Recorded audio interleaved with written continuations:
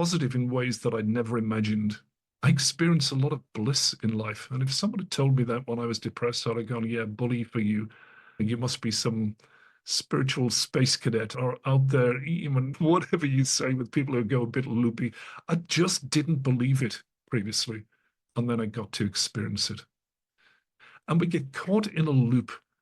And instead of feeling clean emotions, we end up in a state. We end up in a mood, and it can last a long time. And this is at the core of depression. I'd love to share with you here a little model that I've put together over the years, just describing what some of the core foundational causes of depression are. And then obviously the triggers come and they can enhance it, I mean, in a bad way here, or they can reduce it. So look at this with me and let's see where this takes us. This is the depression model. Depression in the middle there, that's deepening. As the blue deepens there, that's representing a deepening of depression. At the top and at the bottom, there are two fundamental things there that are required for depression to take place. Start at the bottom here. Without emotional shutdown, suppression, bracing, depression doesn't happen. It's not the end of all your problems because a lot of other things can occur. But when we know how to open and to embrace emotions, it's a huge step towards freeing ourselves from depression. And there are ways to do this, ways we can teach you that will fundamentally help you so that your emotions are not in control of your life anymore. So the two on the outside of this circle here are necessary in my experience. So we're shutting down emotions, emotional avoidance at the bottom. Here we're telling ourselves a story about emotions. Remember I just said we reach a certain level and we're asking, why should this be different? How should it be different? Who's to blame? Who's done this to me? Who's caused this? It's as if we can't do anything. We can become disempowered. And the more we fall into depression, the more it feels disempowering and victimizing. Now, this thing's story is key here. When we let the story fall away, so if we are able and willing just to feel a pure emotion story-free, then that emotion transmutes. It turns into something else and something else until it releases and lets us off the hook, lets us free. It's a bit like a child. A child gets hurt, say a 2-3-year-old. They're playing with friends, they have a squabble, and it goes from like anger to something else, to sadness, to upset. And within 2 or 3 minutes, it's almost like they've done what I described to you. They've dropped down through the levels, and then it's like they're back. It's natural. They're back to, yeah, okay, play and get on with life. But when we tell ourselves a story, stories of justification, judgmental stories, blaming stories, critical stories, they weave with our emotions to create a mood or a state. And those moods and states are sticky. They last with us a long time. So part of our job here is going to be to work with old beliefs, to change some old vows and promises, to change some old rules, so that we can begin to let the story drop. And when the story drops, we can begin to feel, and we can feel our way eventually into freedom. So those two are necessary here. The other 4 factors here, these are not comprehensive, by the way. They're just 4 factors that I've found can add in. Once we've got a propensity to shut down and to tell stories about these emotions, other areas of life interact. And let's have a look at them here. Strategy overload.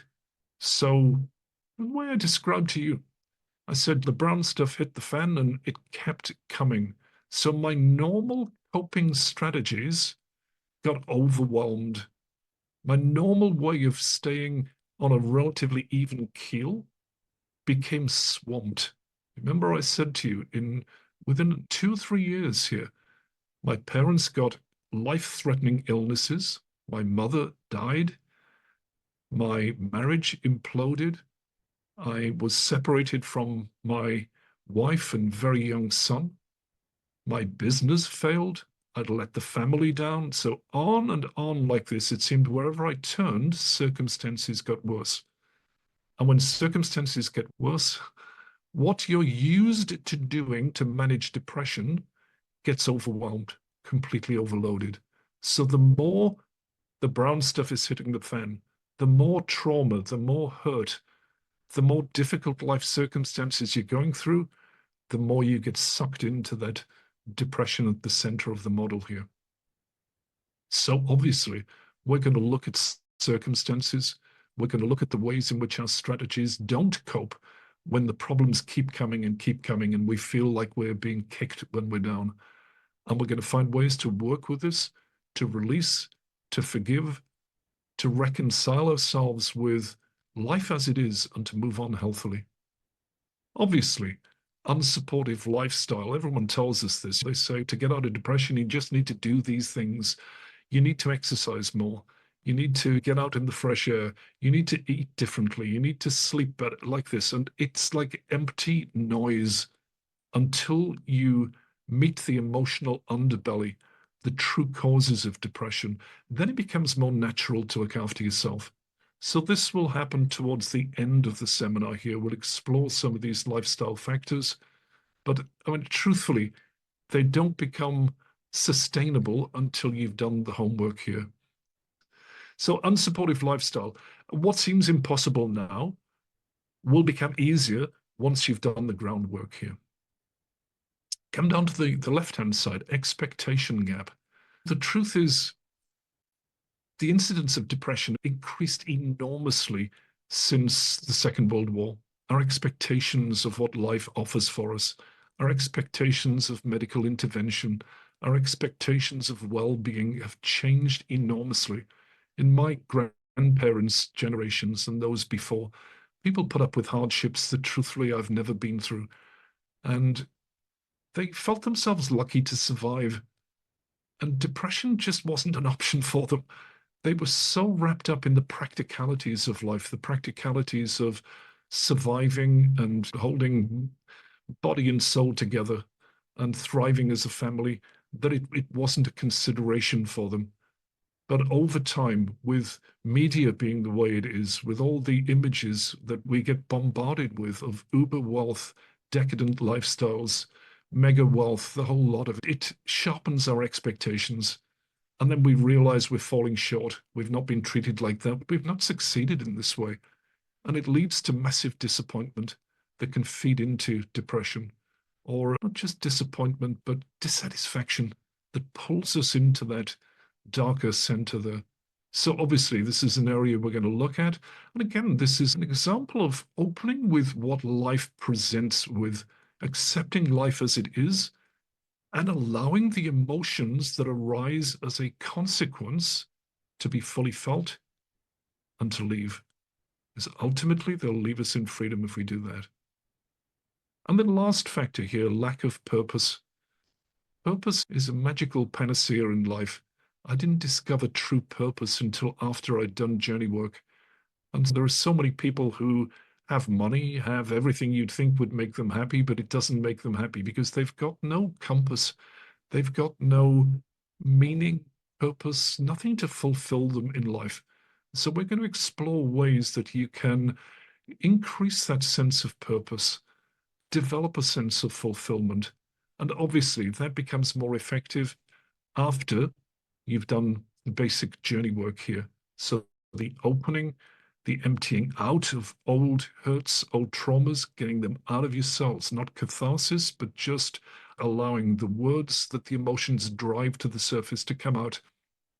And then coming to forgiveness of yourself, forgiveness of others, those who've hurt us, those who've abused us. And by the way, that is possible. I want to say pretty much no matter what you've been through. I've worked with people who have forgiven the souls of others who have abused and damaged them in horrible ways. So in forgiveness, to be very clear here, we can forgive the soul of someone else. We do not need to condone the behavior. We do not need to open ourselves to those types of behavior being in our life ever again. It's forgiveness in order to ourselves let go.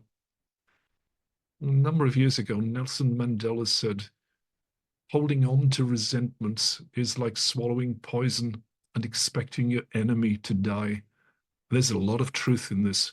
We hold on to resentments, we hold back on forgiveness, feeling that's going to show them, pay them back, as if it's about the other person. And we don't realize the damage that does to us internally. It's pernicious and it's causing us problems in the long term. So we'll find ways to come to forgiveness of the being, forgiveness of the soul, even if the behavior is something we say absolutely no to in life. These things all together are going to take us in a very positive direction. They're going to open some doors for us. They're going to make some fundamental changes in our lives.